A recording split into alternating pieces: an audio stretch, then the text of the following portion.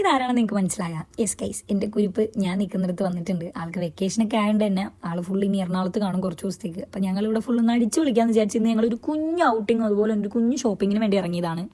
ഇവിടെ വന്നിട്ടുണ്ടെങ്കിൽ പിന്നെ ഇതിനെ കൊണ്ടുപോകാൻ പറ്റിയ സ്ഥലമൊക്കെ ലുലു മാത്രമുള്ളതെന്നാണ് എൻ്റെ മനസ്സിൽ എനിക്ക് തോന്നിയത്. അപ്പോൾ രാത്രി ഞാൻ പെട്ടെന്ന് പ്ലാൻ ചെയ്തിട്ട് ഞങ്ങൾ രണ്ടും കൂടി ലുലുവിൽ പോയി. അപ്പോൾ എൻ്റെ ഫ്രണ്ട്സ് ഉണ്ട്, പക്ഷേ ഞാൻ അവരെ വീഡിയോയിൽ ആഡ് ചെയ്തിട്ടില്ല. അപ്പോൾ അവളുടെ സന്തോഷത്തിന് ഞങ്ങൾ രാത്രി ഇറങ്ങാമെന്ന് വിചാരിച്ചു. കാരണം ഉച്ചക്കൊക്കെ ഇറങ്ങിയാൽ ഭയങ്കര വെയിലായിരിക്കും. അപ്പോൾ നമുക്ക് നൈറ്റ് തന്നെ പോകാമെന്ന് പ്ലാൻ ചെയ്ത് അങ്ങനെ നമ്മൾ ഇറങ്ങി.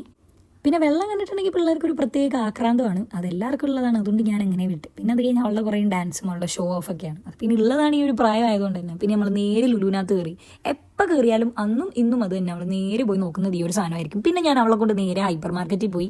എന്തായാലും അവളുടെ ബർത്ത്ഡേ വരുവാണ്, ആകെ 2-3 ദിവസം കൂടെ ഉള്ളൂ. പിന്നെ അതുപോലെ തന്നെ അവളുടെ സ്കൂളൊക്കെ തുറക്കാനാവുന്നപ്പോഴേക്കും ആ ഒരു ടൈപ്പുള്ള ഒരു ഷോപ്പിംഗ് ആവാമെന്ന് വിചാരിച്ച് ഞാൻ അവളൊരു കുഞ്ഞ് ഷോപ്പിങ്ങിന് വേണ്ടി ഹൈപ്പറിലോട്ട് കയറ്റി. ഹൈപ്പറിൽ കയറുമ്പോൾ ആൾ ഇച്ചിരി ഹൈപ്പർ ആക്റ്റീവാണ്, പക്ഷെ എന്നാലും കുഴപ്പമില്ല.